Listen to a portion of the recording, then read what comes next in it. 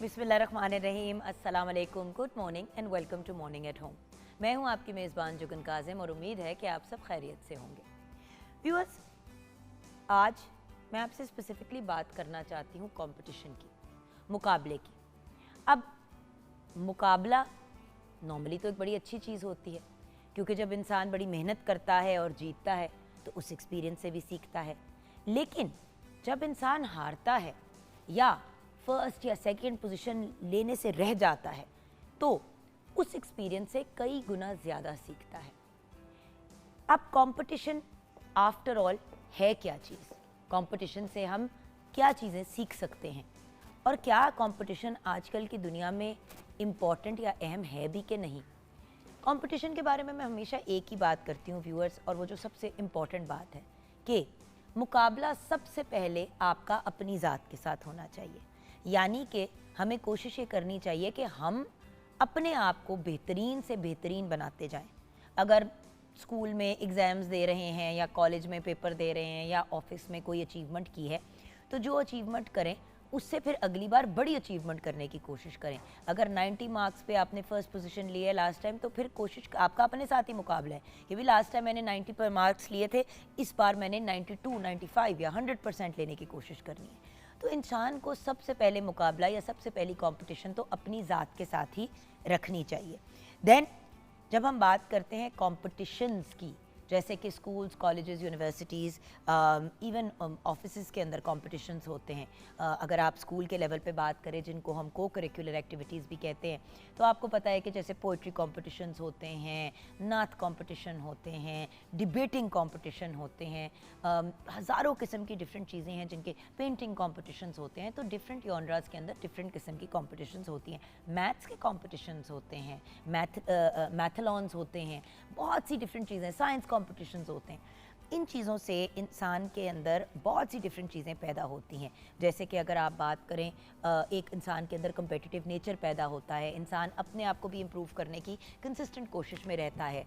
और देखें, school, college, university में पढ़ाई तो हम सारे ही करते हैं, नोटिस वो बच्चे या वो लोग किए जाते हैं जो फिर एक्स्ट्रा चीज़ें करते हैं। अगर आप स्ट्रेट ए स्टूडेंट है, ठीक है, सब जानते हैं कि भाई इसके मार्क्स बड़े अच्छे आते हैं, लेकिन अगर आपके स्ट्रेट एज भी आते हैं, उसके साथ साथ आप स्कूल में डिबेटिंग का भी हिस्सा हैं, नात कॉम्पिटिशन्स का भी हिस्सा हैं, ड्रामेटिक सोसाइटी का भी हिस्सा हैं, तो ये सारी चीज़ें जो हैं वो आपके क्रेडिट को जाती हैं। तो सबसे पहले तो मैं पेरेंट्स को इनकरेज करूँगी कि अपने बच्चों को, यंग लोगों को कॉम्पिटिशन्स का हिस्सा बनाएं। ये बहुत बड़े लर्निंग एक्सपीरियंसेस होते हैं। इंसान टीम वर्क भी सीखता है, इंडिविजुअल वर्क भी सीखता है, और बहुत सी डिफरेंट स्किल्स जो हैं इंसान सीख लेता है। तो एक तो ये इम्पॉर्टेंट बात। फिर अगर हम पाकिस्तान टेलीविज़न नेटवर्क की बात करें, तो एंटरटेनमेंट और मीडिया की दुनिया में तो कॉन्स्टेंटली कॉम्पिटिशन्स चल रहे होते हैं। अब आजकल जैसे कि आपको पता है कि पाकिस्तान आइडल जो है वो उसकी तैयारी की जा रही है, उसकी शूट पे जा रहे हैं। आई थिंक शफात उसको होस्ट कर रहे हैं। देन पीटीवी के आप देखें कि कितने ज़्यादा अमेजिंग कॉम्पिटिशन्स होते हैं। पीटीवी के नेशनल सॉन्ग्स का कॉम्पिटिशन अभी हाल ही में हुआ, मार्का हक के नाम से। इट वाज कॉल्ड मार्का हक नेशनल सॉन्ग कंपटीशन। तो वो भी हुआ, बल्कि उससे रिलेटेड कुछ लोग भी हमारे प्रोग्राम में आएंगे। हम लोगों ने पीटीवी होम पे आप देखें कितनी दफ़ा सुर का सितारा के नाम से म्यूज़िक सिंगिंग का कंपटीशन किया। सो व्यूअर्स, हमारी एक वक्त पे अज़मी अली शान के नाम से क्विज़ कंपटीशन था, वो मैं होस्ट कर रही थी along with the morning show. उसका भी आप लोगों का बहुत अच्छा रिस्पांस आया। वो जनरल नॉलेज और पाकिस्तान से रिलेटेड नॉलेज से रिलेटेड एक प्रोग्राम था। और उन कॉम्पिटिशन्स में जो लोग जिन्होंने हिस्सा लिया, जब मैं उनसे कभी मुलाकात करती हूँ या उन बच्चों की कभी फीडबैक आती है, तो हमेशा यही कहते हैं कि आप ही बहुत अच्छा एक्सपीरियंस था, और उसकी वजह से हमें स्कूल में भी बहुत ज़्यादा हमारी हौसला अफजाई की गई, हमारी बड़ी तारीफ़ की गई, क्योंकि स्कूल्स एंड कॉलेजेस के बच्चे उसमें पार्टिसिपेट करते थे। सो व्यूअर्स, जो जीत जाता है वो स्टार बन जाता है, जो नहीं जीत पाता वो अपने टैलेंट और अपने स्टाइल को मज़ीद पॉलिश करता है और अगली दफ़ा उससे बेहतर तौर पे अपने आप को प्रेजेंट कर पाता है। सो एक एग्ज़ाम्पल देती हूँ कि व्यूअर्स, अगर कोई इंसान सोच के गाना छोड़ दे कि यार मेरी फ़र्स्ट पोजीशन नहीं आई, तो ये एक बहुत गलत बात है। देखें, ये आपकी लाइफ में एक लेसन होता है। यानी कि देखें, मैं ये सोचती हूँ कि यार मैं एक बहुत बेहतरीन होस्ट हूँ, मेरे से बेहतर कोई होस्ट ही नहीं है। ये गलत सोच है। जो मुस्बत और जो सेंसिबल सोच है वो ये है कि हाँ मैं ये काम करती हूँ, इस काम की वजह से मुझे बहुत इज्जत मिली, बड़ी रिस्पेक्ट मिली और इस काम के थ्रू मुझे एक सैलरी भी मिलती है और मैं बहुत सी चीज़ें गेन कर रही हूँ। लेकिन अपने आप को टॉप पे रखने के लिए या टॉप टियर के अंदर उन लोगों के अंदर रखने के लिए जो टॉप में आते हैं, first second third fourth fifth position में आते हैं, उस टियर में अपने आप को रखने के लिए मैं बार बार मेहनत करूँगी कि मैं अपनी पोजीशन को होल्ड कर पाऊँ या अपनी पोजीशन से बेहतर हो पाऊँ। देखिए व्यूअर्स, फियर ऑफ लूजिंग जो है ना, जब तक इंसान अपने जहन से नहीं निकालता तब तक इंसान किसी बेहतरी या तरक्की की तरफ नहीं जा पाता।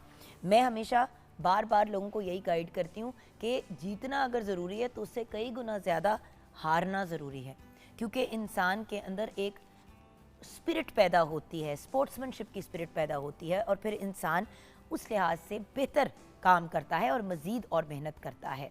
देखिए सुर का सितारा की बात करी थी, तो पीटीवी होम पे जब हमने सुर का सितारा किया तो हमारे सामने बहुत सा टैलेंट आया। जो बच्चा सेकंड आया वो अक्सर हमारे शो में आते भी हैं और परफॉर्म भी करते हैं, अदील हैदर, और माशाल्लाह वो अपनी टीम के साथ डिफरेंट इवेंट्स में भी परफॉर्म करते हैं अब, और बहुत उन्होंने इज़्ज़त कमाई। अगर हम सारा रज़ा की बात करें तो अक्रॉस द बॉर्डर एक कंपटीशन हुआ था गाने का, उस गाने का कंपटीशन में सारा रज़ा जो हैं वो मंजर आम पे आई, उन्होंने पोजीशन भी ली, वो शी डिड वेल। उस चीज़ के थ्रू पाकिस्तान में भी उनका बहुत बोला बाला हुआ और आज आप देखें कि सारा रज़ा एक बहुत रिनाउन और बहुत पॉपुलर सिंगर हैं और माशाल्लाह बड़ी अच्छी रोज़ी रोटी कमा रही है। तो कंपटीशन से आप अपने आप को बहुत मेजरली हाईलाइट भी कर सकते हैं। अब कुछ ऐसे कॉम्पिटिशन्स हैं जो यूनिवर्सिटीज़ कॉलेजेस के लेवल पे और इंटरनेशनली भी ऐसे कॉम्पिटिशन्स होते हैं जिसमें पूरी दुनिया से यंग लोग आके पार्टिसिपेट करते हैं। अब आप सोचें कि वो कितना बड़ा लर्निंग एक्सपीरियंस होता है कि आप इंटरनेशनल फोरम पे फॉरेनर्स के साथ कम्पीट कर रहे हैं और जब तब आप पोजीशन लेके आते हैं तो ना सिर्फ आप अपना और अपनी फैमिली का नाम रोशन करते हैं, आप अपने मुल्क का भी नाम रोशन करते हैं। मुझे बताएं कि ये जो हमारे ओलंपिक्स होते हैं या कोई भी हमारे ये जो स्पोर्ट्स की एक्टिविटीज़ होती है, ये भी कॉम्पिटिशन्स ही होते हैं ना, और इन कॉम्पिटिशन्स के थ्रू आप अपने मुल्क का नाम भी रोशन कर पाते हैं। सो व्यूअर्स, कॉम्पिटिशन बड़ी अच्छी चीज़ है, लेकिन उसको सही तरीके से यूटिलाइज़ करना, और अगर आपकी, मैं तो कहती हूँ कि बड़ा ज़रूरी है कि जो बंदा कम्पीट करता है अगर वो बार बार फर्स्ट आता है तो कभी कभार उसका सेकंड या थर्ड पोजीशन लेना बड़ा ज़रूरी होता है, ताकि उस इंसान के अंदर फिर आजिज़ी भी रहे। ये ना हो कि इंसान में फ़िरौनियत पैदा हो जाए कि यार I am the best, I am the best, I am the best. और मैं उस दिन किसी एक ब्रांड के साथ मेरी मीटिंग चल रही थी, वो कह रहे थे कि जी हम आपको ब्रांड एम्बेसडर बनाना चाहते हैं, ये करना चाहते हैं, वैसे तो आपको पता है हम नंबर 1 पे हैं ही। मैंने कहा आप ज़रूर नंबर 1 पे और काफ़ी देर से नंबर 1 पे हैं, लेकिन एज अ ब्रांड, चाहे कोई भी आपकी ब्रांड हो, नंबर 1 पे पहुंचना आसान है, नंबर 1 पे अपनी पोजीशन को होल्ड करना मुश्किल है। क्यों?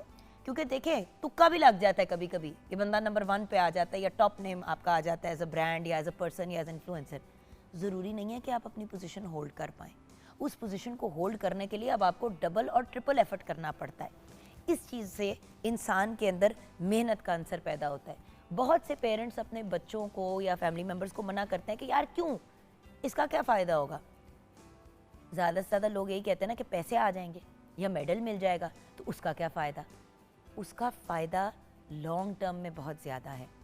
तो इस वजह से कंपटीशन अपने बच्चों की ज़िंदगियों में भी लेके आएँ और अपनी भी ज़िंदगियों में लेके आएँ। आइए किचन की तरफ रुख करते हैं और being a mother also chef Noor का ओपिनियन भी लेते हैं। अस्सलाम वालेकुम शेफ़ नूर। वालेकुम सलाम। कैसी हैं आप? बिल्कुल ठीक, आप कैसी हैं? बिल्कुल ठीक। अब देखिए ना, एज अ शेफ़ आपका ऑब्वियसली कंपटीशन रहता है हमारे, जिस तरह बाकी भी मॉर्निंग शो के अंदर शेफ़्स आते हैं, आप भी आती हैं, वो भी आते हैं, तो नाना कहते कहते भी एक बीच में कंपटीशन तो होता है ना जी, कि सबसे बेहतर जो है रेसिपीज़ कौन शेयर करता है। बिल्कुल। और इस चीज़ से इंसान फिर मेहनत भी ज़्यादा करता है। मैं अपने काम में माशाल्लाह बहुत मेहनत करती हूँ और मैं कहती हूँ मैं एक से एक अच्छी रेसिपी जो है मैं व्यूअर्स को दूँ, और अल्हम्दुलिल्लाह मतलब मैं वो जो छोटे हमारे क्लिप होते हैं मैं देख रही होती हूँ माशाल्लाह 10K 5K वो मतलब जो आप क्लिप हम लगाते हैं तो उसमें अल्हम्दुलिल्लाह मुझे बड़ी खुशी होती है कि लोग पसंद करते हैं और क्या कहते हैं मुझे मतलब इस चीज़ का मौका मिलता है।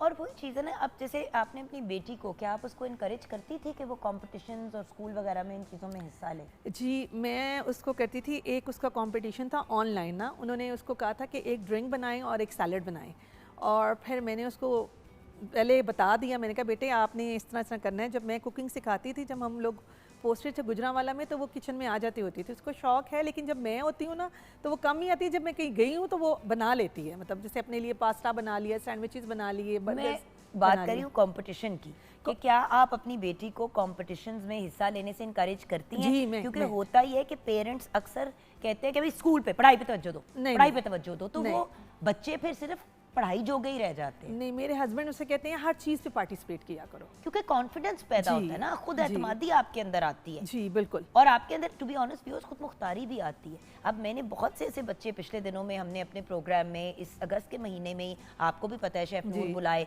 कोई किसी कंपटीशन का हिस्सा बना, कोई हाई अचीवर इसमें था उसमें था। ज़्यादातर व्यूअर्स हमारे प्रोग्राम में जो हाई अचीवर्स भी आते हैं वो होते हैं जिन्होंने कोई कंपटीशन विन किया होता है या कोई ऐसा काम किया होता है जिसमें पाकिस्तान का नाम रोशन कर रहे हैं या कोई ऐसी अचीवमेंट की है। सो व्यूअर्स जो कॉन्फिडेंस आता है, जो कम्युनिकेशन स्किल्स आप में आती हैं, उसका कोई नेमुल बदल नहीं है। और मैं भी जब स्टूडेंट थी तो मैंने भी स्टूडेंट्स में मैंने बहुत ज़्यादा कंपटीशन जो है ना वो मैंने उसमें पार्टिसिपेट किया और माशाल्लाह मैंने विन किया फर्स्ट माशाल्लाह। सो अब वही वाली चीज़ है ना कि इन चीज़ों से व्यूअर्स एक तो कॉम्पिटिशन्स का खुद हिस्सा बनने से भी बहुत आपको उसका फ़ायदा होता है, प्लस उसके साथ साथ आप देखें ना कि आप फिर बड़े प्लेटफॉर्म्स पे भी आप, जैसे कि अब सोचे कि स्टेट चैनल में आप मॉर्निंग शो के अंदर आ रहे हैं, लोगों का ख्वाब होता है कि मतलब कितने सेलिब्रिटीज़ होते हैं, उनका ख्वाब होता है कि यार हमें मॉर्निंग शो पे कोई बुलाए, हमें वो वैल्यू दे। तो ये यंग लोग अपनी इन अचीवमेंट्स की बेस पे ही टेलीविज़न पे इस्टेब्लिश हो जाते हैं। सो व्यूअर्स बहुत से बेनिफिट्स हैं, लेकिन अल्टीमेटली वही वाली बात है कि व्यूअर्स आजकल के ज़माने में जहाँ पे बच्चे डिवाइसेस की जान नहीं छोड़ते, वहाँ पे इस तरह के हेल्दी कॉम्पिटिशन का हिस्सा बनना बहुत अच्छी बात होती है। सो ज़रूर अपने बच्चों को इनकरेज करें, स्कूल्स, कॉलेजेस, यूनिवर्सिटीज़ के अंदर भी और अदरवाइज़ भी। अगर कोई ऐसे सेंसिबल और इंटरेस्टिंग कॉम्पिटिशन्स हैं जो आपके बच्चों के इंटरेस्ट से रिलेटेड है तो उनको इनकरेज करें। आप देखेंगे आपके बच्चों की ग्रूमिंग और तरबियत में भी बड़ा फ़र्क पड़ेगा। बहुत फ़र्क पड़ता है, बिल्कुल। यहाँ पे व्यूअर्स ब्रेक में जाना है, बट ब्रेक में जाने से पहले ऑफ कोर्स रेसिपी ज़रूर हमने आपसे लेनी है। आज बच्चों की इतनी बात हो रही है तो कुछ बच्चों से रिलेटेड ही बना लेते हैं। जी, बच्चों से भी रिलेटेड और बड़ों से भी। इसको आज हम बना रहे हैं जी कोल्ड चिकन सैंडविचेस, जो कि हम हाई टी पे भी सर्व कर सकते हैं, बच्चों के लंच बॉक्स में भी सर्व कर सकते हैं, और आप कहीं जा रहे हैं आप पिकनिक पे तो उसके लिए भी ये बहुत अच्छी ऑप्शन है। इसके लिए मैं रेसिपी बोल देती हूँ जी। कोल्ड चिकन सैंडविचेस के लिए चिकन हमें चाहिए बॉयल्ड एंड श्रेडेड 2 कप्स, नमक हमें हस्बे जायका, soya sauce 1 tablespoon, mustard paste 1.5 खाने का चम्मच, नींबू का रस 2 अदद, चिली गार्लिक सॉस 1/3 कप, पुदीना 2 खाने के चम्मच, दूध हस्बे ज़रूरत, मायोनीस 2 कप, डबल रोटी 1 अदद, आइसबर्ग हस्बे ज़रूरत। और ऑप्शनल है, अगर आप एग डालना चाहें तो एग भी डाल सकती हैं। बॉयल्ड और हार्ड जो है बॉयल्ड एग्स चाहिए हमें 3 से 4 अदद। सबसे पहले हम चिकन में नमक और फ्रेश पिसी हुई काली मिर्च और सोया सॉस डाल के हम इसको बॉईल कर लेंगे। हड्डी के साथ चिकन लेंगे ताकि उसका फ्लेवर भी आ जाए, और उसके बाद हम इसको गरम गरम को श्रेड कर लेंगे। और उसके बाद आपने अंडों को मैशर में मैश करना है, जैसे कि हम इसको मैश करेंगे और उसमें चिकन डाल देंगे, साथ हम पुदीना डाल देंगे और साथ हम थोड़ी सी नमक और काली मिर्च और डालेंगे, और उसमें जो है नींबू का रस और दूध डाल के इसको थोड़ा सा पतला कर लेंगे। साथ मस्टर्ड पेस्ट और चिली गार्लिक सॉस भी डाल देंगे। ये हमारा बैटर बन जाएगा। और फिर हमने ब्रेड के साइड्स काट देनी है और उसके ऊपर पहले हल्की सी थिन सी मायो की लेयर लगानी है, और उसके बाद आइसबर्ग रखना है, और उसके बाद अपना मिक्सचर जो है उसके ऊपर रख के ऊपर एक और सैंडविच ब्रेड का पीस रख के सेंटर से उसको सर्व कर दें। आप 4 पीसेस में चाहे लगाना चाहते हैं, बाइट साइज के, जैसे छोटे बाइट साइज सैंडविचेस या कॉकटेल सैंडविचेस होते हैं, रेस्टोरेंट्स में भी मिलते हैं। देखिए, बना ली चीज़ तो उसको डेकोरेट कौन कैसे आप करते हैं वो आप पे डिपेंड करता है। और माओं का भी एक कंपटीशन होता है आपस में कि हमारे बच्चे जो है बड़े शौक से घर के खाने खाते हैं, तो घर के खाने अगर बच्चों ने शौक से खाने हैं तो उसकी शक्ल भी अच्छी होनी चाहिए। साथ में फ्राइज सर्व हुए में सैंडविचेस है, उनके ऊपर थोड़ी सी आपने डेकोरेशन की हुई है, तो व्यूअर्स बच्चे भी फिर इंजॉय करते हैं उसको, और बड़े भी इंजॉय करते हैं। कहते हैं ना, पहले खाना आंखों से खाया जाता है और फिर बाद में। देखिए, खुश शक्ल खाना जो है वो खाना बड़ा छोटा हर कोई इंजॉय करता है। जिसने नहीं भी खाना होता उसको भूख लग जाती है, क्योंकि वो विजुअल से ही मुंह में पानी आ जाता है। जी, फ्राइज के साथ हम सर्व कर देंगे। फ्राइज के साथ सर्व करेंगे। अच्छा व्यूअर्स, यहाँ पे एक और भी आपसे रिक्वेस्ट करूंगी कि ये ना बहुत से लोग ये मवाद जो बना लेते हैं ना, जो मिक्स अभी बताया है शेफ नूर ने, और उसको दिनों के लिए फ्रिज में छोड़ देते हैं। व्यूअर्स, 1 दिन से ज़्यादा नहीं रहता फ्रिज में। आज आपने वो मेयोनीज का मिक्स बना लिया तो आपने नेक्स्ट डे अगर यहाँ यूज़ किया ना, और नेक्स्ट डे भी आप नोट करेंगे कि उसका कलर थोड़ा सा चेंज हो जाता है। सो कोशिश करें कि फ्रेश ही बनाएं, और इतना कोई लंबा चौड़ा काम नहीं होता। ये कर सकते हैं कि सुबह आपने अंडे बॉईल कर दिए और चिकन बॉईल करके चले गए, वो आपने रख दिया फ्रिज के अंदर, शाम को आपने उसको मैश मूश करके, या रात को आपने ये चिकन और अंडा बना के छोड़ दिया, सुबह आपने उनको साथ में मिलके मैश करके बाकी चीज़ें डाल दी। जब पूरा मिक्स बन जाता है ना तो जायका ज़रा ऑफ हो जाता है। जब फ्रेश बनता है, अगर आप दोनों चीज़ें बॉईल करके रख दें, सुबह आप फ़ौरन बच्चों को लंच बॉक्स। बिल्कुल। तो अब क्योंकि हमें ब्रेक की तरफ जाना है व्यूअर्स, तो एक बहुत ही अमेजिंग और ब्रिलियंट खातून की आज डेथ एनिवर्सरी है। बेहतरीन प्लेबैक सिंगर नैयरा नूर साहिबा, आपको सब कॉन्टिनेंट्स की one of the best and most popular singer consider किया जाता है और था भी। आपको बुलबुल पाकिस्तान भी कहा जाता था। करियर का आगाज़ आपने रेडियो पाकिस्तान से किया। आपने गालिब और फैज़ अहमद फैज़ जैसे फेमस शायरों की लिखी हुई गज़लें गाईं। मेहदी हसन और अहमद रुश्ती जैसे लेजेंड्स के साथ आपने परफॉर्म भी किया। आपने पाकिस्तान टेलीविज़न शोज़ और मुल्क में डिफरेंट प्लेटफॉर्म्स पे गज़लें और गाने गाए। आपकी सर्विसेज को एडमायर करते हुए आपको निगार अवार्ड से भी नवाजा गया, गवर्नमेंट के जानिब से प्राइड ऑफ परफॉर्मेंस से भी नवाजा गया। आपकी डेथ आज के दिन 21 अगस्त को 2022 में हुई। तो आज हम नैयरा नूर साहिबा को भी याद कर रहे हैं और आपको भी ट्रिब्यूट पेश करेंगे। अभी हम ब्रेक की तरफ जाएंगे। ब्रेक के बाद जब वापस आएंगे तो एक बहुत ही बेहतरीन और अमेजिंग कंपटीशन हुआ था पाकिस्तान टेलीविजन नेटवर्क पे, मार्का-ए-हक नेशनल सॉन्ग कंपटीशन। तो हम इससे रिलेटेड बातचीत भी करेंगे और आपकी उन यंग लोगों से मुलाकात कराएंगे जो इस कंपटीशन को जीते हैं। आप हमारे साथ रहिएगा।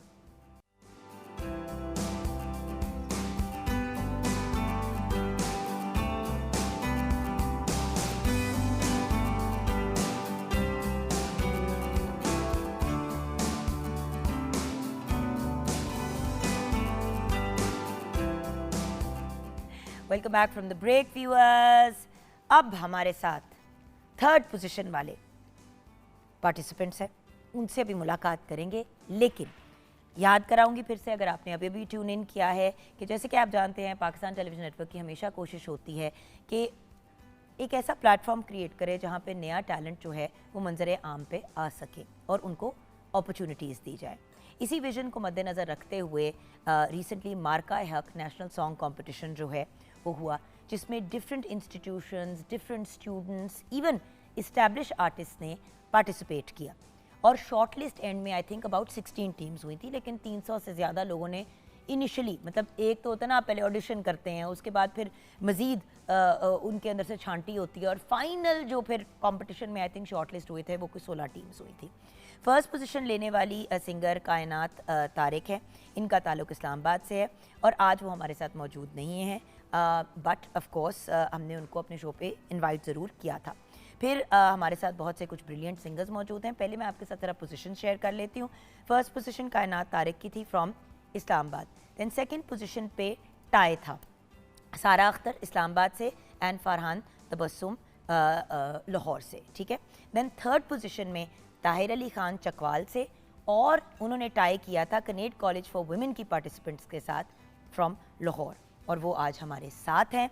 ऑफ कोर्स सबसे पहले अब्दुल रऊफ़ साहब से मुलाकात करेंगे, जो म्यूज़िक टीचर भी हैं, और इनका ही गाया हुआ गाना और कंपोज किया हुआ गाना जिए जिए मेरा प्यारा वतन बच्चों ने गाया। अस्सलाम वालेकुम अब्दुल रऊफ़ जी, वालेकुम। क्या हाल है भैया? शुक्र अल्लाह। आप तो वैसे ही हमारे शो का रेगुलर हिस्सा हैं, हमारी फैमिली का, बट तो लगता है कि आप हर जगह का ही फैमिली का हिस्सा है। बिल्कुल, आर्ट के हवाले से जो भी काम जिधर होगा तो मैं आपको वहाँ पे मौजूद मिलूंगा। बिल्कुल, और देखें आपकी मेहनत रंग भी लाई। बिल्कुल ऐसे एक नेशनल कंपटीशन जो बहुत मुश्किल था, जिसके अंदर जिसका हिस्सा भी बनना, बच्चे ना सिर्फ हिस्सा बने बल्कि पोजीशन भी लेके आए, तो आपको भी बहुत उसमें एक छोटा सा मैं ऐड करूँगा। हमारी प्रिंसिपल स्टाफ डॉक्टर इरम जो थी, उन्होंने क्या जी हार्डली प्रोग्राम की जो नॉमिनेशन थी उसे 3 दिन पहले का टाइम हमें मिला कि जी आपने ये ऑडियो वीडियो रिकॉर्ड करना है, उसको सेंड करना है हर हाल में लाजमी। और प्रोग्राम का जो टाइम था 5 मिनट उसके अंदर रहते थे, जो उस टाइम के अंदर हमने उसको सेंड किया था। बिल्कुल सही। और ये बच्चों की भी एफर्ट थी इसके अंदर। तो बच्चों से मुलाकात करते हैं। हमारे साथ हैं मारिया नवीद। अस्सलाम वालेकुम बेटे। वालेकुम अस्सलाम। Then we have Savera Naeem with us. Assalamu alaikum bete. We have Meerab Kaisar. Assalamu alaikum. We have Zaima Zubair. Assalamu Assalamu alaikum bete. Then we have Kashaf Zahra. Assalamu alaikum beta. And we have Ibtisam Zahra. Assalamu alaikum. इतनी इब्तिशाम कहने की आदत है कि इब्तिसाम पे ज़रा ज़बान लड़खड़ा जाती है। तो शुरू करते हैं हमारा आपसे। How did you find out, कैसे हिस्सा बनी, अपना एक्सपीरियंस शेयर करो। आप सबसे मैंने ये जानना है जी। जी, मैं कनेड कॉलेज की स्टूडेंट हूँ, तो वहाँ पे एक म्यूज़िक क्लब है जिसमें हम फर्स्ट सेमेस्टर से पार्टिसिपेट कर रहे हैं। अब मैं 7th सेमेस्टर में हूँ, तो फर्स्ट सेमेस्टर से ही सर रऊ से मुलाकात हो गई थी और जनरल पढ़े जिसमें सर ने म्यूज़िक सिखाया और सिंगिंग सिखाई। तो इसी तरीके से जब कंपटीशन था तो उससे एक दिन पहले सर ने मुझे कॉल की और प्रिंसिपल की भी कॉल आई थी, डॉक्टर इरम अंजुम, कि इस तरह से एक कंपटीशन हो रहा है, आप म्यूज़िक क्लब का पार्ट हैं तो आपने पार्टिसिपेट करना है। तो इस तरह से मुझे पता चला और इसका हिस्सा बनी। अमेजिंग। आपका एक्सपीरियंस है मेरा? एक्सपीरियंस बहुत अच्छा था। मैं पिछले 5 साल से कनेड में हूँ। मैंने इंटर यहाँ से किया, उसके बाद मैं अभी बैचलर्स भी यहीं से कर रही हूँ और तब से मैं म्यूज़िक यहाँ पे कर रही हूँ और म्यूज़िक क्लब का हिस्सा जी भी। म्यूज़िक क्लब का हिस्सा हूँ। तो उसी तरह से हमें पता चला, सर ने हमें बताया कि इस तरह से कंपटीशन आ रहा है और हम बहुत ज़्यादा एक्साइटेड थे पार्टिसिपेट करने के लिए इसमें, और बहुत अच्छा एक्सपीरियंस था, बहुत मज़ा आया। अमेजिंग। What about you? मेरा एक्सपीरियंस ये है कि म्यूज़िक क्लब में तो मैं काफ़ी देर से हूँ, जब से मेरा फर्स्ट सेमेस्टर है। तो सर रऊफ़ ने काफ़ी पॉलिश किया मेरे वोकल्स को, और फिर मतलब नेक्स्ट सेमेस्टर में मैंने दूसरी एक सोसाइटी ज्वाइन की, क्रिश्चियन फेलोशिप सोसाइटी। तो इन्होंने कोलैबोरेट किया, म्यूज़िक क्लब ने और CFS ने, दोनों ने कोलैबोरेशन की। और इस You must be part of the choir there yes, also, na? yes, I'm part of the choir, Okay. and I'm also performing at certain events, mostly at Kinnaid and How other amazing. places. माशाल्लाह माशाल्लाह, well done बेटे, well done बेटे। Then ज़ाइमा साहिबा। अस्सलाम वालेकुम। वालेकुम सलाम। अच्छा, शौक शुरू से ही था, प्री स्कूल से गाती आ रही थी मैं और कॉम्पिटिशन्स में पार्ट लिया। फिर मैं इंटर में आई कनेड में और मैं सर अब्दुल रऊफ़ से मिली और मिस मुगीरा से मिली और सारे कॉम्पिटिशन्स होते गए और हमने पार्ट लिया काफ़ी चीज़ों में। तो यही था बस सारा। बिल्कुल सही। सारे ही हमारे मॉर्निंग शो के लोग आपके पास बैठे हैं, मुगीरा भी हमारे शो का रेगुलर हिस्सा रहती हैं। बात वही है ना कि व्यूअर्स, हम हमेशा ऐसे ब्रिलियंट पर्सनालिटीज़ से रिक्वेस्ट करते हैं कि जब हमारा कभी कंपटीशन अपना भी मॉर्निंग शो पे चल रहा हो या अदरवाइज़ किसी ग्रेट पर्सनालिटी को ट्रिब्यूट पेश करना हो या फिर म्यूज़िक पे कॉन्वर्सेशन करनी हो, ये अंडरस्टैंड करना कि म्यूज़िक एक प्रॉपर करियर है, एक ऐसा प्रोफेशन है जिसमें आप ना सिर्फ पैसा रोज़ी रोटी कमा सकते हैं, बट आप अपने मुल्क का भी बहुत नाम रोशन कर सकते हैं। जी बेटे। सो आई एम कशफ ज़हरा, और अगर मैं म्यूज़िक के साथ रिलेशन की बात करूं तो मेरे ख़्याल से वो सर रऊफ़ के साथ ही मेरा बिल्डअप हुआ था। और मेरा पहला प्रोग्राम भी PTV पे ही था, नज़रिया पाक वो था सारे सुर हमारे, और उसके साथ साथ वो मेरा पहला मेरा रिकॉर्डेड शो रहा है सर के साथ ही। और अब ये मेरा सेकंड प्रोग्राम है PTV पे।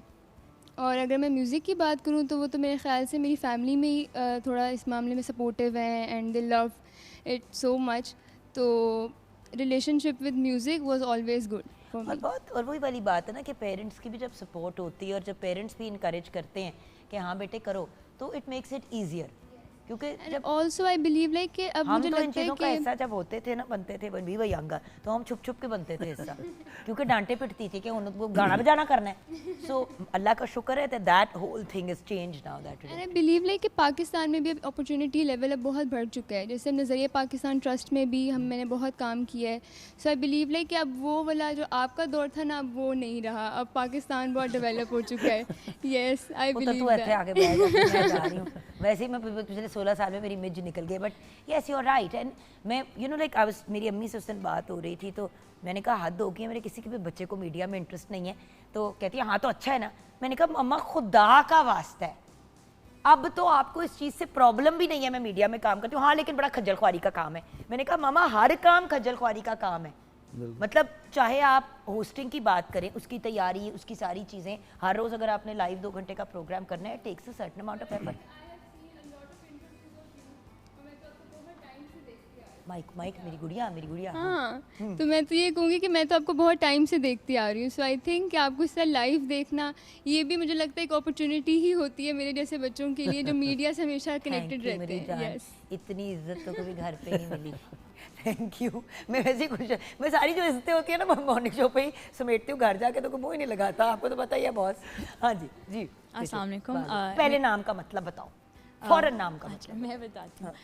मेरा नाम इब्तिसाम है। इब्तिसाम का मतलब होता है मुस्कुराहट। माशाल्लाह। और मुझे बहुत से लोग ये बात कहते हैं कि इब्तिसाम तो लड़कों का नाम होता है, तो इब्तिसाम जो है वो एक्चुअली में अरबिक लफ्ज़ है और वो तबस्सुम से निकला है माशाल्लाह। जो मोनस है, यानी कि वो फेमिनिन ही है। तो नहीं, मेरा नाम गलत नहीं रखा गया, उनका नाम गलत रखा गया। पहले तो हम ये क्लियर कर दें, कंपटीशन में हम बाद में बात करेंगे, सबसे पहले clarity, you are wrong, she is not. अच्छा आगे। मैं सेकेंड ईयर की स्टूडेंट हूँ FSC की। और क्या कहते हैं, मुझे बचपन से ही ना मतलब म्यूज़िक का शौक़ था, लेकिन मुझे मिली नगमों का थोड़ा ज़्यादा शौक़ था। मतलब मुझे अगर अभी भी अगर आप कह देना कि वैसे कोई गाना सुना दो तो वो मुझे प्रॉब्लम होगी। मिली नगमे मुझे सारे आते हैं मुझे। माशाल्लाह, amazing amazing. But you see वही वाली चीज़ होती है ना, एक इंटरेस्ट की बात होती है। When I was in Canada, I was there for 2 years, तो आई रिमेंबर कि I was part of the dramatic society. और कोई प्ले, चाहे दरख्त भी बनना होता था ना, मैं जाकर दरख्त बन जाती थी। आई रिमेंबर एक दफ़ा आई प्लेड अ पठान चौकीदार, हम लोग प्ले कर रहे थे टोबा टेक से, तो कोई रोल नहीं था। मैं मूछ लगाई, मैंने कहा खुदा का वास्ता मुझे चौकीदार बना दें, तो मैं चौकीदार बन गई। उसका बड़ा अच्छा रोल था by the way. So the point is opportunities भी तो चेंज हो गई है ना सर। अब कनेड में तो बहुत काम हो रहा है बहुत ज़्यादा बच्चों को इनकरेज करने के लिए, and you have so many societies I think in Canada. So वहाँ पे और क्या क्या डिफरेंट सोसाइटीज़ हैं जिनमें लोग पार्टिसिपेट कर सकते हैं? ड्रामेटिक्स क्लब भी है, NDS जो आप कह रही हैं कि हाँ, वो आपने तो join अरसा किया। अज़ल से चलता और साथ है। में फ्रेंच क्लब भी है, और इनके इन्वायरमेंटल साइंसेस का भी क्लब है, उर्दू क्लब भी हो गया है, और काफ़ी मतलब हर काफ़ी चीज़ का ज़्यादा क्लब है, चीज़। काफ़ी ज़्यादा ही है। हाँ, स्पोर्ट्स क्लब, स्पोर्ट्स डिपार्टमेंट भी है। माइक्स में मेरा बच्चा, हाँ माइक्स में please. English club, science club, literary club, उसके भी पोइट्री कॉम्पिटिशन्स वगैरह होते हैं। साइंस क्लब भाई हमारा लिटरेचर का क्लब में का तो हिस्सा मैं भी थी। हम लोग बस वो कैंटीन पे बैठ के चने लेते थे, उसमें समोसे तोड़ के डालते थे, उस पर रायता डालते थे और साथ में उसको नान के साथ खा लेते थे, और ये हमारी मीटिंग होती थी। तो शुक्र है कि आप लोग कोई काम कर रहे हैं actually. Okay, future plans guys, I want to know your future plans. I always wanted to be a singer, मतलब प्रोफेशन ही मेरा ये, मतलब अगर मैंने FSC की है, मेरा न्यूट्रिशन है degree, but I still want to pursue my career. जान दुनिया मल्टीटास्किंग की, अब वो ज़माना चला गया कि एक ही चीज़ करो। व्हाट अबाउट यू बेटी? म्यूज़िक तो फर्स्ट प्रायोरिटी है, वो तो करना है, बट इसके अलावा मैं मीडिया पढ़ रही हूँ कनेड में, तो आगे ये भी है कि अगर मीडिया की फील्ड में जाऊँ, जर्नलिज्म वाली साइड पे या राइटिंग वाली साइड पे। इत्थे आ जाना, फिर इत्थे आ जाना, कभी मैंने भी तो ट्राई करना ही है ना। Done, amazing. What about you जान, आप क्या करना चाहते हैं? मैं न्यूट्रिशन एंड डाइटेटिक्स पढ़ रही हूँ, तो ऑब्वियसली उसी में अपना करियर परस्यू करूँगी, पर लेकिन म्यूज़िक में अगर चांस मिल रहा है तो why not. Amazing. What about you? नहीं, उधर से शुरू करते हैं, उधर से मेरी गुड़िया शुरू करते हैं। Will come back this way. हाँ, मैं FSC प्री मेड रखा है मैंने, तो इंशाल्लाह मेडिकल। एक गांधा हुआ डॉक्टर, गांधा हुआ सर्जन, बट क्या स्पेशलाइज किस में करना है? मुझे कार्डियोलॉजी में इंशाल्लाह। Nice, we need cardiologist in this country. जी बेटी। I think you are absolutely right कि मल्टीटास्किंग का टाइम है अब तो मेरे ख्याल से म्यूज़िक भी है मेरे साथ साथ, और by profession I would rather choose a radiologist to be a radiologist, and I'm planning to be a radiologist from CMH. So I hope so कि अब तो खैर मैंने TV पे भी कह दी, तो I hope so कि मैं वाकई बन जाऊँ। आप उधर इसीलिए पूछ रहे हो कि अपनी बातों पे कायम रहो। हम ये भी करते हैं कि 5-6 साल बाद बुला लेते हैं वापस, कहते हैं हुन बता। I really want you कि आप यहीं बैठी रहें, आप रिटायर होने की बात करिए, आप ना हो, आप इधर ही रहें, क्योंकि मैंने आपको पहले भी इसी तरह ही देखा था। लेकिन अनकरीब कभी ना कभी। हाँ मेरा बच्चा। मुझे तो लॉ परस्यू करना आगे, लेकिन म्यूज़िक बचपन से ही कर रही हूँ, तो आगे भी मैंने म्यूज़िक को चलाना तो है। वकालत से सिर्फ इसलिए प्रॉब्लम है क्योंकि मियाँ वकील है, ओह। वरना और कोई टेंशन नहीं थी। कोई बात बट वेल डन जानी, I am so glad you guys have such high aims, and I love the fact that you are not saying बस ये करना है। हमेशा अपने पैशन को अपना प्रोफेशन बनाना, that's the only thing I can say. जब पैशन प्रोफेशन बनता है ना, हड्डियाँ भी टूटी होती हैं, तो काम पे आना बुरा नहीं लगता। और चाहे आपको हर फैसिलिटी मिल रही हो, बट आप वो इन्जॉय नहीं करते जो आप कर रहे हो, तो ट्रस्ट मी ज़्यादा देर वो काम नहीं चलता है। Right sir? बिल्कुल बिल्कुल। सो अब हमारे बच्चे क्या परफॉर्म करेंगे? ये बच्चों ने एक जो हमारा जो कंपटीशन में जो सॉन्ग था, उसी की परफॉर्मेंस आपके सामने करके दिखाया। आ जाओ। Over to you, and thank you so much for joining us, and congratulations साथ मेरे चले बच्चे। जाए, हमारी आगे चले।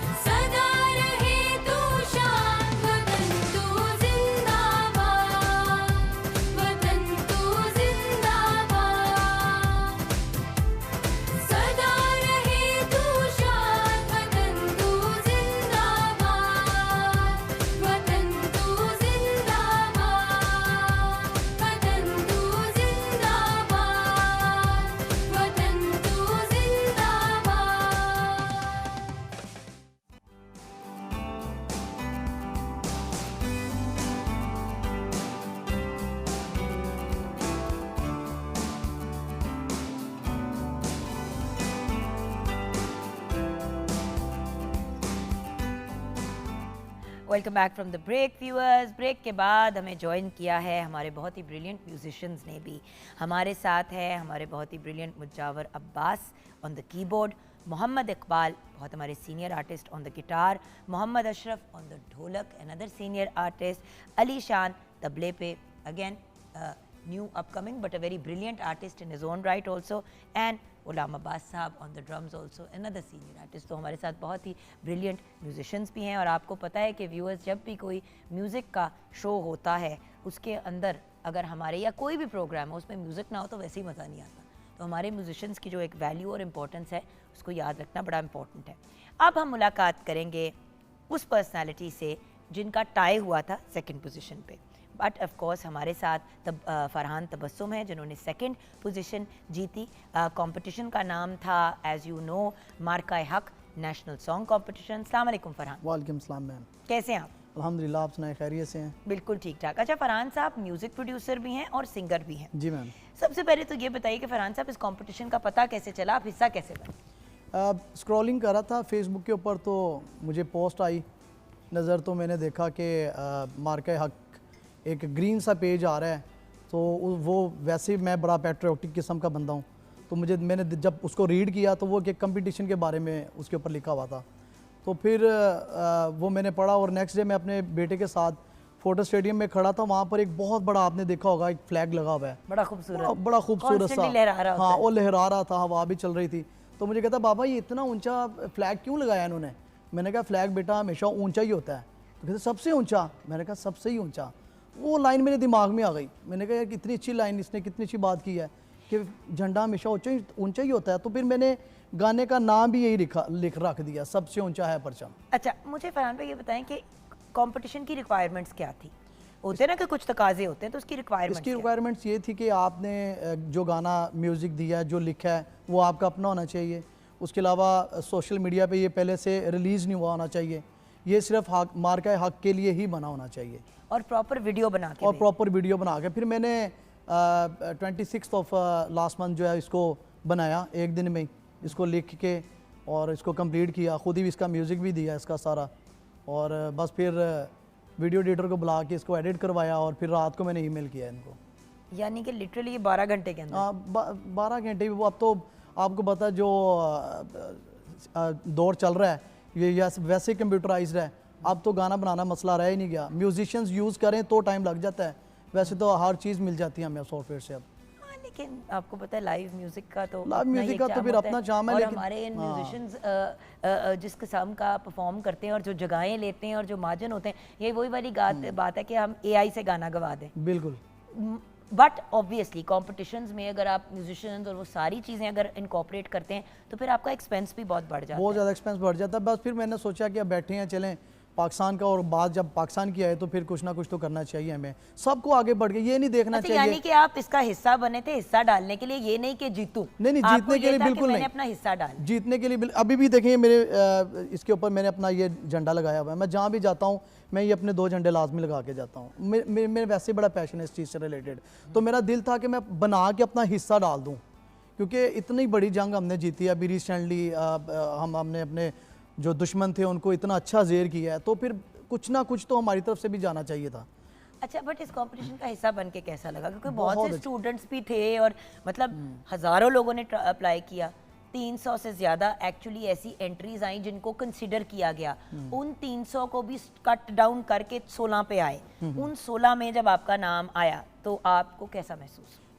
मैं रोज़ाना के तौर के ऊपर फीडबैक ले रहा था, तो एक दिन PTV पे सॉन्ग चल रहा था, तो वो कहते जी, वो घर वाले कहते कि यार वो तुमने कोई गाना बनाया था?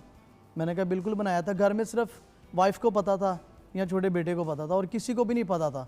बस मैंने बना के तो बस ईमेल कर दिया था, कहते गाना चल रहा था आपका। मैंने कहा अच्छा गाना चल रहा था। फिर वेबसाइट देखी, फिर मैंने वहाँ पर भी देखा, वहाँ पर भी आया हुआ था। फिर अचानक से कोई वीक को मुझे कॉल आई कि आप मुबारक हो, आप जीते हैं, आप सेकंड विनर हैं और PTV की तरफ से आपको इनाम दिया जाएगा। तो वो और ही 4 चांद लग गए। जब इनाम की बात हुई तो और 4 चांद लग गए। बेटे का क्या रिस्पांस था? बेटा बहुत खुश, उसको सारा गाना याद है, सारी चीज उसी के साथ, उसी के साथ ही है सारी प्लानिंग। आपने सोचा, वो झंडे वाली बात हुई, उसके बाद गाना बनाया और बेटे को और बीवी को उसी टाइम ही, क्योंकि मैं लिरिसिस्ट भी हूँ और पाकिस्तान के बहुत बड़े बड़े आर्टिस्ट हैं जिनके लिए मैंने लिखा भी है, और एक नहीं बहुत बहुत गाने लिखे हैं उनके लिए। राहत फ़तेह अली खान साहब हैं, शफ़क़त मानस अली का दीदार, नसीबो लाल, उनके तो बहुत ही ट्रैक्स लिखे हैं। शादियाँ मंजूर तक तक रात गुजारा, इब्रारुल हक बेकरार एंड मैनी मोर ट्रैक्स जो बाहर भी जाते हैं लोग गाते हैं मेरे। तो बस मैंने कहा कि अब अपनी बारी आई है अपने मुल्क के लिए तो कुछ अच्छा ही हो। फिर मैंने एंथम वगैरह भी सुने काफ़ी। मैंने कहा कि एंथम जो है ना ऐसा होना चाहिए कि लगे कि वाकई कोई पैशनेट ट्रैक है जिसमें सिंपल वर्ड से लोगों को समझ भी आ जाए। तो फिर मैंने लिखा सबसे ऊंचा है परचम, परचम की शान पाकिस्तान। सुभान अल्लाह, बहुत ही खूबसूरत। अच्छा, before going towards the song, आजकल मसरूफियत क्या है फरहान भाई, ये भी तो बता देना, क्योंकि आप तो एक एस्टैब्लिश्ड आर्टिस्ट है माशाल्लाह। मैम सारा दिन गुजर जाता है स्टूडियो में, क्योंकि इसके अलावा क्योंकि अब सीज़न आ रहा है ना, आगे सीज़न भी आ रहा है, उसके अलावा भी ट्रैक्स वगैरह लोगों के बनाने लिखने, फिर मैं जो रिकॉर्ड लेबलर्स हैं उनके साथ काम कर रहा हूँ, उनको एक प्रपोजल बना के देना होता है, तो वो उसके ऊपर ज़्यादा टाइम स्पेंड हो जाता है, क्योंकि आर्टिस्ट को लेके परचेज़ करना फिर उसको आगे सेल करना वो भी एक साथ हिस्सा बना हुआ है, क्योंकि डिफरेंट रिकॉर्ड लेबल्स की रिक्वायरमेंट्स होती हैं कि आपको महीने की 4 वीडियोस 2 वीडियोस चाहिए। वो रीनोड आर्टिस्ट को फिर उठाते हैं जब उनका चैनल नहीं चल रहा था, तो फिर वो फिर रब्ता करते हैं, फिर उनको अपनी वीडियोस वगैरह, फिर उनको प्रपोजल भेजते हैं कि ये हमारे पास आर्टिस्ट हैं, देखें अगर आपको कोई सही लगे। अच्छा, तो यानी अपना काम भी कर रहे हैं और दूसरों को भी साथ जी, लेके ऐसे चल ही रहे हैं, मैम, माशाल्लाह ऐसे ही। माशाल्लाह। फाइनली, क्योंकि again you are a known artist and I am sure आपको पता होगा कि नैयरा नूर साहिबा कौन थी, तो नहीं कहना बनता, क्योंकि आर्टिस्ट ऐसे लोग होते हैं कि दुनिया से तो वो चले जाते हैं, दुनिया से तो पर्दा कर जाते हैं, लेकिन उनका काम ऐसा होता है कि वो हमेशा जिंदा रहते हैं। तो एक लेजेंड आर्टिस्ट नैयरा नूर साहिबा की आज डेथ एनिवर्सरी भी है, तो आप क्या कुछ कहना चाहेंगे? बड़ा जल्दी चली गई, लेकिन अभी भी वो दिलों में ज़िंदा है। उनके बहुत से ट्रैक्स अभी भी जो शोज़ वगैरह होते हैं, ख़ासकर जो फीमेल आर्टिस्ट हैं, रूठे हो तुमको कैसे मनाऊं पिया, चले आओ, ये सारे गाने ट्रैक्स वगैरह अभी भी डेडिकेशन इनकी रील्स बनती हैं।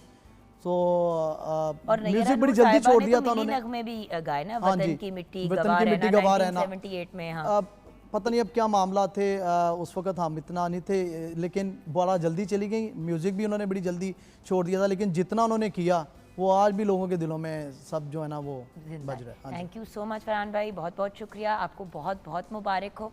मैम बहुत शुक्रिया। मैं एक मैसेज देना चाहूँगा सबको कि ये मत देखा करें कि जब मुल्क की बात है कोई सीनियर कोई जूनियर कोई कुछ नहीं होता, अपना हिस्सा डाला करें आगे बढ़ के, कोई जहाँ भी है कैसा भी है।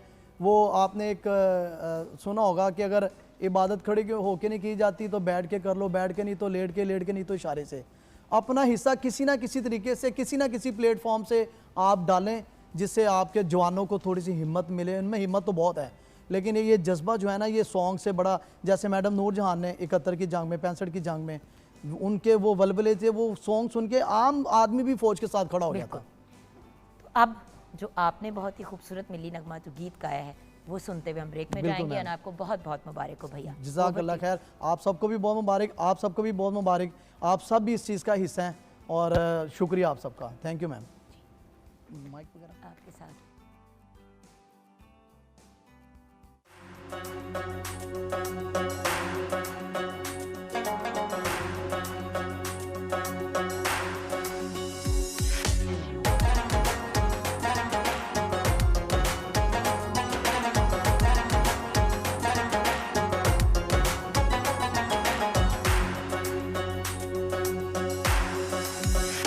सबसे ऊंचा है परचम, परचम की शान पाकिस्तान, कायद का है ये फरमान, जीवे जीवे पाकिस्तान। सबसे ऊंचा है परचम, परचम की शान पाकिस्तान, कायद का है ये फरमान, जीवे जीवे पाकिस्तान। सबसे ऊंचा है परचम, परचम की शान पाकिस्तान, कायद का है ये फरमान, जीवे जीवे पाकिस्तान। शहीदों की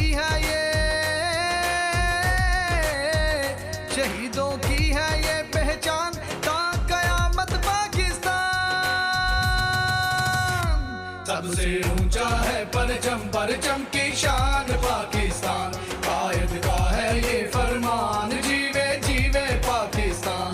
सबसे ऊंचा है परचम, परचम की शान पाकिस्तान, कायद का है ये फरमान, जीवे जीवे पाकिस्तान।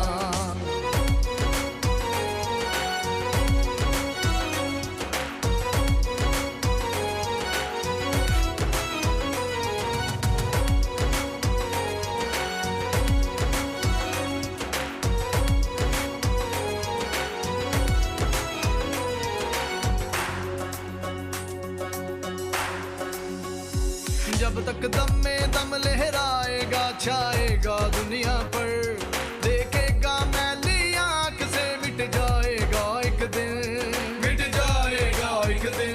जब तक दम में दम लहराएगा छाएगा दुनिया पर, देखेगा मैली आंख से मिट जाएगा एक दिन।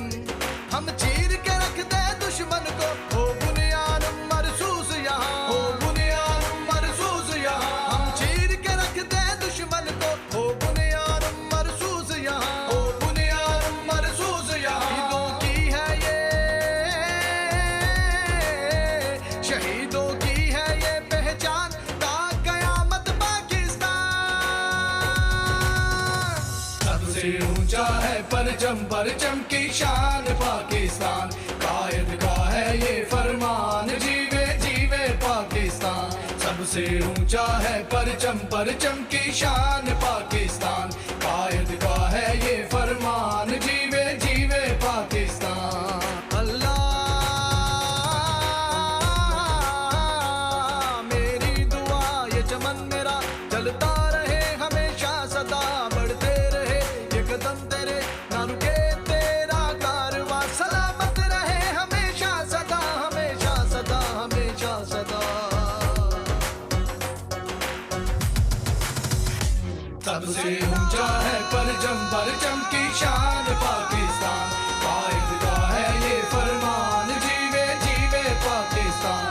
सबसे ऊंचा है परचम, परचम की शान पाकिस्तान, कायद का है ये फरमान, जीवे जीवे पाकिस्तान।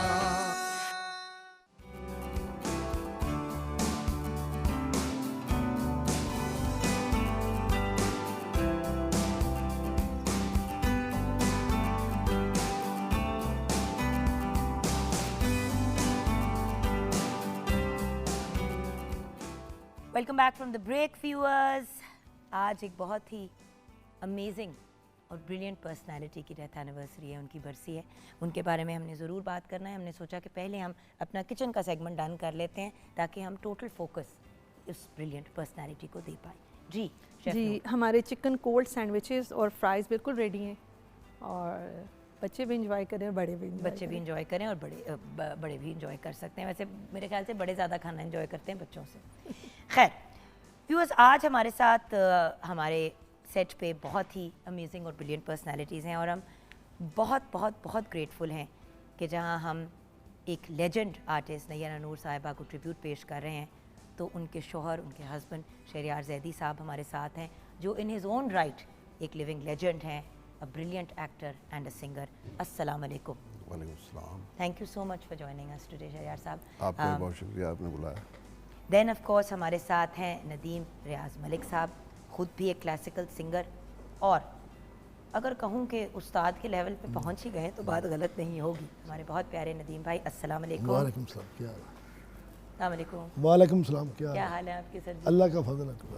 आज हम व्यूअर्स, जैसे कि आप जानते हैं, एक बहुत ही ब्रिलियंट पर्सनालिटी नैयरा नूर साहिबा को ट्रिब्यूट पेश कर रहे हैं, और एज़ ऑलवेज़ हमारी बहुत ही प्यारी लाडो रानी, हमारे म्यूजिशियंस तो खैर हमारे भाई हैं और इनके बगैर हमारा प्रोग्राम नामुकम्मल है, बट फलक एजाज मेरी बहुत ही प्यारी दोस्त, मेरी छोटी बहन, बच्चों की तरह। जी फलक, सबसे पहला ट्रिब्यूट के साथ आगाज़ हम आपके साथ करेंगे, कहाँ हो तुम चले आओ। जी जी सर।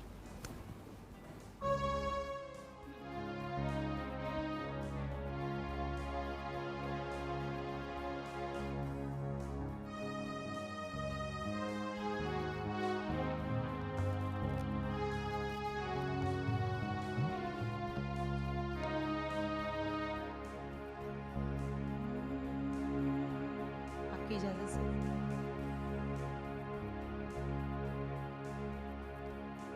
कहाँ हो तुम चले आओ, मोहब्बत का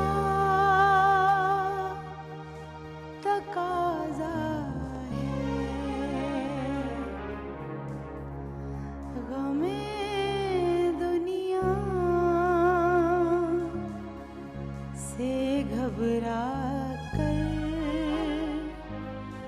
तुम्हें दिल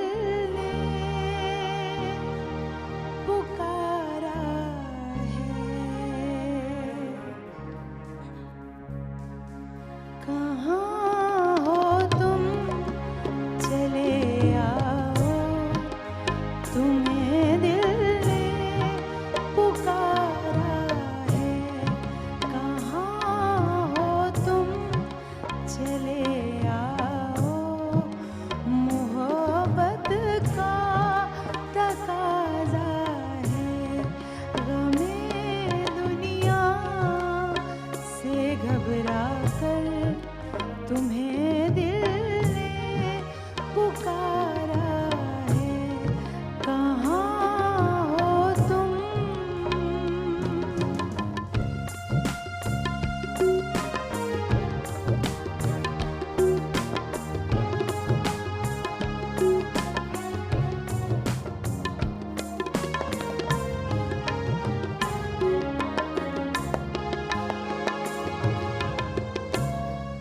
तुम्हारी बेरुखी एक दिन हमारी जान ले लेगी।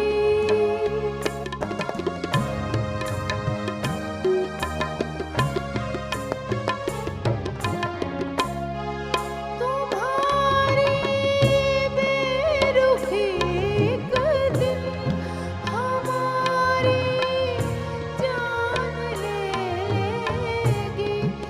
कसम तुमको जरा सोचो, कसम तुमको जरा सोचो कि दस्तूरे वफा क्या है। हमें दुनिया से घबरा कर तुम्हें दिल ने पुकारा है, कहाँ हो तुम।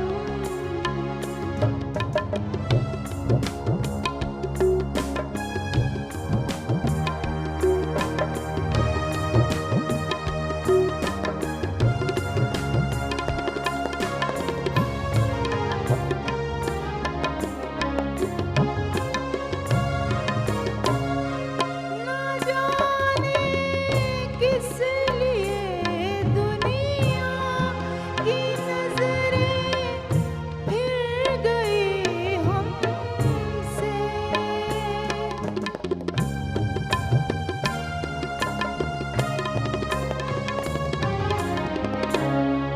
ना जाने किस लिए दुनिया की नजरें फिर गई हमसे।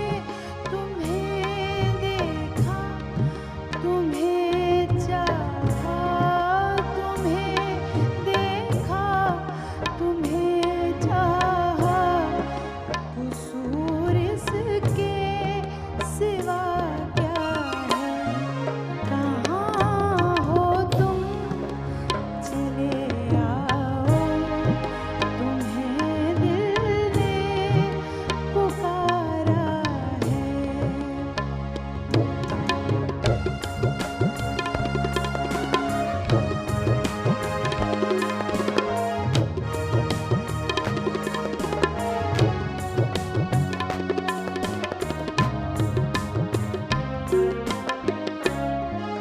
ना है फरियाद होठों पर, ना आँखों में कोई आंसू।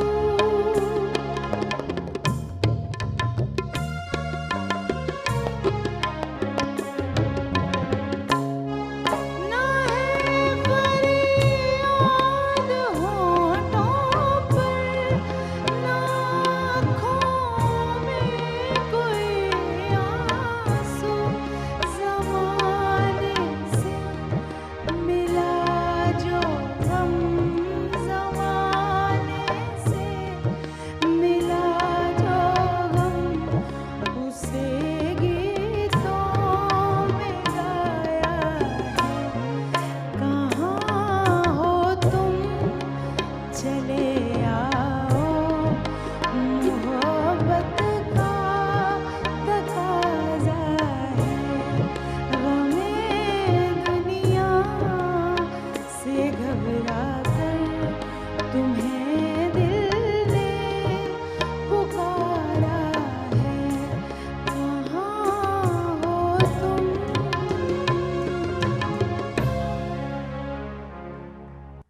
क्या बात है। Obviously Palak, thank you so much. माशाल्लाह नैयरा जी की तरह तो शहरयार साहब कोई भी नहीं गा सकता, नहीं, बहुत अच्छा गाया बट एक उन्होंने। कोशिश है, एक ट्रिब्यूट है। और हम इसलिए कोशिश करते हैं कि लाइव सिंगिंग रखें, क्योंकि ये वो आर्टिस्ट हैं जिनको गा के लोग आगे बढ़े हैं अपनी ज़िंदगी में। जैसे कि नैरा साहिबा हैं, मैडम जी हो गई, ये कुछ ऐसी ब्रिलियंट और ग्रेट पर्सनैलिटी, मेहदी हसन साहब हो गए। कॉम्पिटिशन्स हो, कोई भी चीज़ हो, कोई आर्टिस्ट इस्टेब्लिश भी होना चाहता है तो सबसे पहले उनकी यही कोशिश होती है कि इनका कोई गीत गाएं, उनको ट्रिब्यूट पेश करें और फिर वो लोग सुरखरू भी हो जाते हैं। सो नैरा जी, आपसे पूछना थोड़ा अनफेयर भी है क्योंकि एक शौहर से पूछना, तो आज मैं आपसे as a husband, as a colleague and as a fan, तीनों पॉइंट ऑफ व्यू से नैरा जी के बारे में जानना चाहूँगी। देखिए, बात यह है कि मैं क्योंकि बुनियादी तौर पे मौसीकी से मेरा ताल्लुक़ रहा और मैं बहुत कीन लिसनर था एक्चुअली। गाना गाना जो है ना वो इतनी अहमियत वाली चीज़ नहीं है, बल्कि अच्छा लिसनर होना बहुत बड़ी बात है। मेरे ख्याल में सारे म्यूजिशियंस जो हैं इस बात की तायद करेंगे। तो मैं बहुत अच्छा गाना सुनता था और बहुत नैरा में मैंने एक चीज़ देखी कि वो गाने की उस ज़माने में तो सब नकल ही करते थे ना, मतलब सीखा तो था नहीं नैरा ने कभी। तो वो इतना डीप जाती थी उसके सुरों में कि मज़ा आ जाता था और बड़ी एक अप्रिशिएट करने वाली बात हुई थी। तो उससे बहुत ज़्यादा इम्प्रेस हुआ और उसके बाद फिर आहिस्ता आहिस्ता फिर ये हुआ कि हम कॉलेज में कॉम्पिटिशन्स में हिस्सा लेते थे, मैं भी और नैरा भी। ये नेशनल कॉलेज ऑफ आर्ट्स में थी, मैं हैली कॉलेज में था।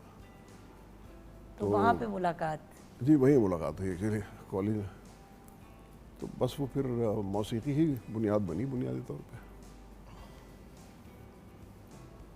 नैरा जी के बारे में सर आप क्या कहेंगे? इतनी बड़ी पर्सनैलिटी है, जबकि इतनी आजिज़ और इतनी धीमी पर्सनैलिटी के कुछ कहते हुए भी बंदा 100 दफ़ा सोचता है कि कोई ऐसी बात ना बंदा कह जाए जो उनकी तारीफ से हटके हो। She is such a beautiful songs, beautiful आवाज़। सबसे जो नुमाया बात थी उनकी गायकी में, उनका जो टोन था, उनकी आवाज़ थी, वो मुनफरद थी और इसी वजह से वो बहुत जल्दी वो नुमाया हो गई, नाम भी बन गया।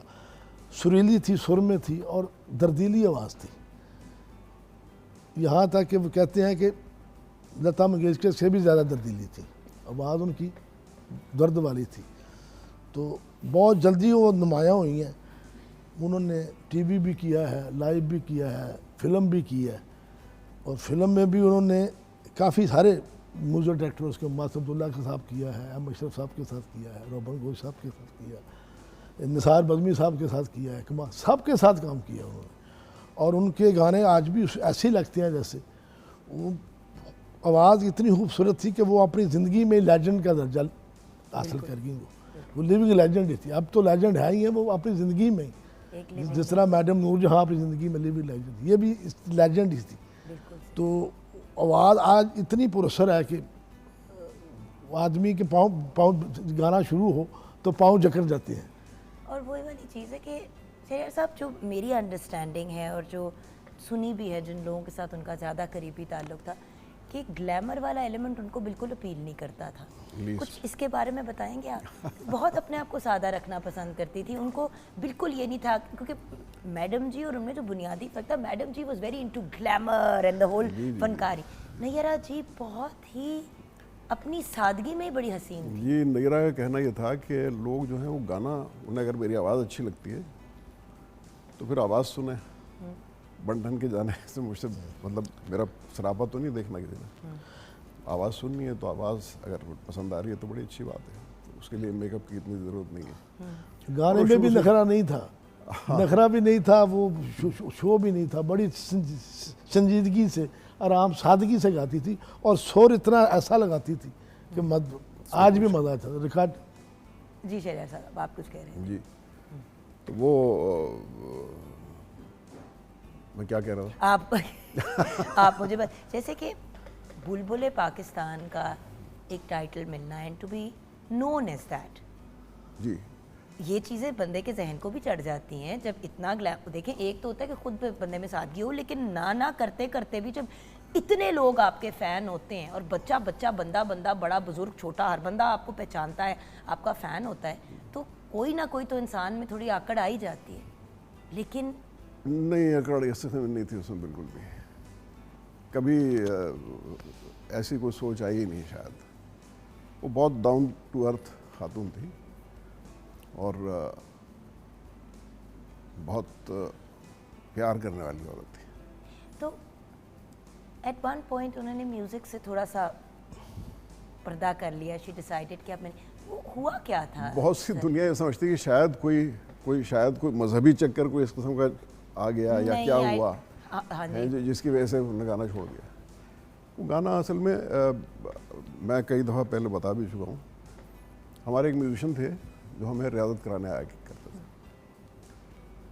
उनका एक्सीडेंट हो गया, उनका हार्ट टूट गया, अब वो हारमोनियम बजा नहीं सकते थे, तो बहुत अरसा हो गया, कुछ 6 महीने गुजर गए कि रियाजत ना हुई। अच्छा, नैरा बहुत पर्टिकुलर थी इस मामले में, वो रोज़ रियाजत करती थी और शो से पहले अगर कोई शो करते थे रियाजत? मैं करता था कभी कभी ना मूड के हिसाब से। तो वो रियाजत छूट गई, रियाजत छूटने की वजह से फिर वो उसको मज़ा नहीं आता था शायद उतना, आवाज़ नहीं लगती ना सही, बाज़ दफ़ा रियाजत अगर न रहे तो परफेक्शनिस्ट थी एक्चुअली वो तो आप भी हैं। हाँ, तो वो चीज़ जब पैदा नहीं होती थी गले में तो फिर गाने की तबीयत नहीं करती थी। So then she eventually just decided कि अब नहीं वो कोई ऐसा मसला नहीं था, डिसीजन नहीं थी वो है? मतलब कोई फैसला नहीं लिया गया था, नहीं था, वो वक्त गुजरता गया और गुजरता गया, उसके साथ साथ फिर वो अब आप मुझे अगर गाने को कहेंगे तो मैं तो नहीं गा सकता क्योंकि रियाजत ही नहीं है, और शायद दराज हो गया गाय में, वो गला कुछ का कुछ हो जाता है, तो इसलिए वो उसने मेरा ख्याल है इससे बेहतरी समझा, और मेरे ख्याल में ये बेहतरी था कि प्राइम पे उसने गाना छोड़ दिया।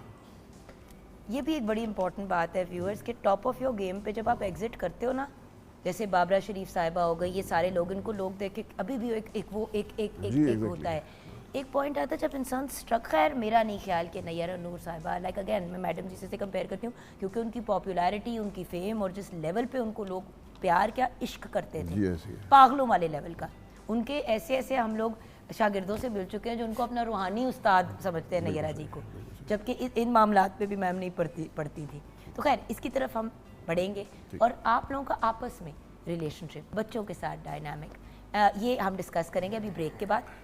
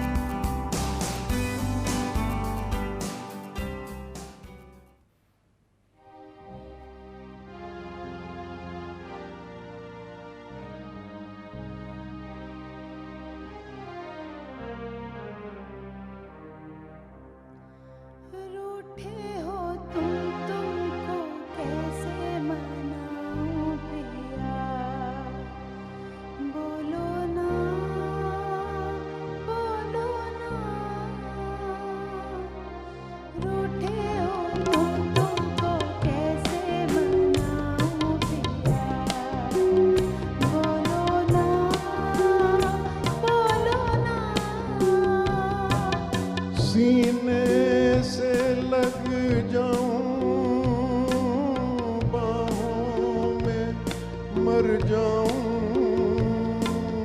कैसे तुमको मनाऊं, तुमको कैसे मनाऊं पिया, बोलो ना, बोलो ना।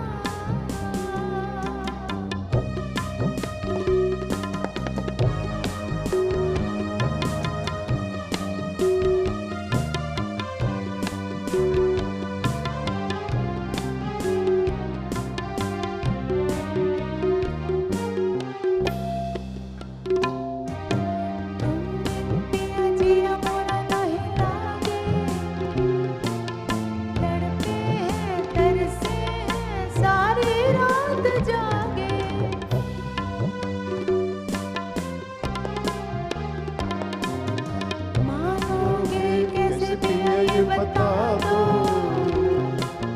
जल जल के मर जाऊं ऐसे ना सजा दो। आंसू है आँखों में, हलचल है सांसों में, ले लो बाहों में। रूठे हो तुमको कैसे मनाऊं पिया। बोलो ना, बोलो ना।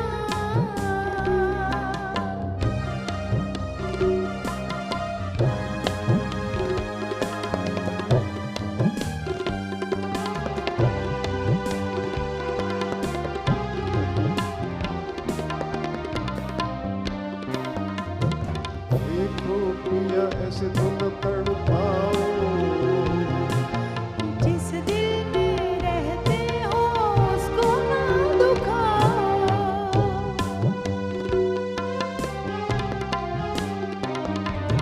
देखो पिया ऐसे तो न तड़पाओ, जिस दिल में रहते हो उसको ना दुखाओ। वरना मैं रो दूंगी फिर ना कभी बोलूंगी, अपनी जान दे दूंगी। रूठे हो तुमको कैसे मनाऊं पिया। बोलो ना, बोलो ना।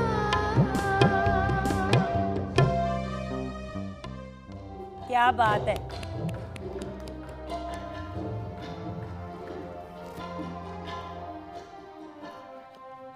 बहुत बहुत खूबसूरत। बहुत शुक्रिया।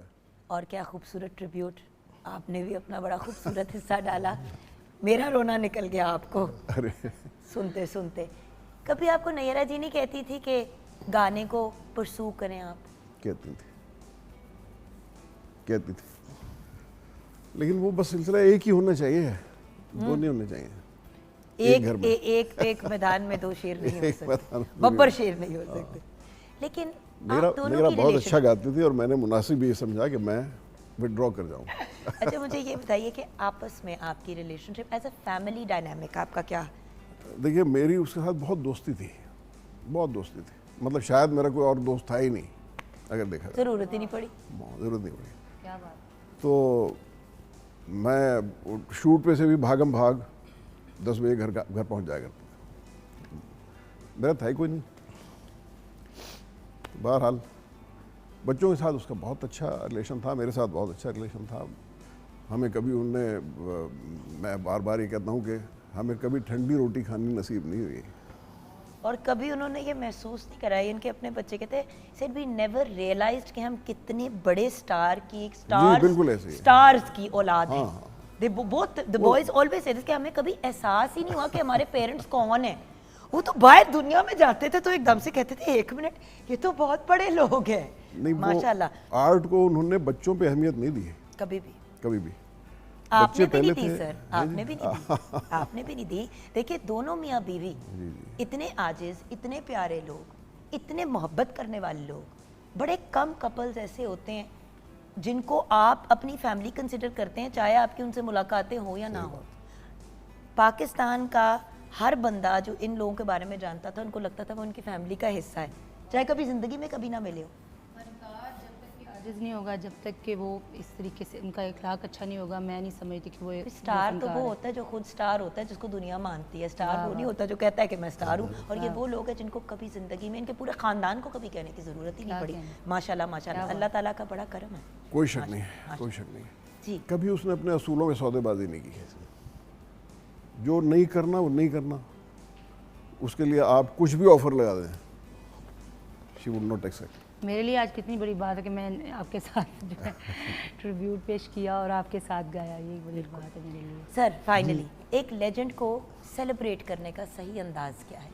क्योंकि ये वो लोग नहीं होते हैं जिनके जाने पे आप दुख करते, मतलब जिनकी डेथ एनिवर्सरीज पे आप दुख करते हैं, आप इनको सेलिब्रेट करते हैं क्योंकि ये सेलिब्रेटेड ये लोग जाते हैं। ही नहीं है ना, ये तो बीच में होती है, तो जिंदा रहते हैं। इनको तो रब ने सेलिब्रेट कर दिया, तो हम कौन है ना सेलिब्रेट करने तो ये जिस तरह आप ट्रिब्यूट कर रहे हैं, इस तरह ये होता रहता है, ये होता ही रहता है, होता ही रहना है।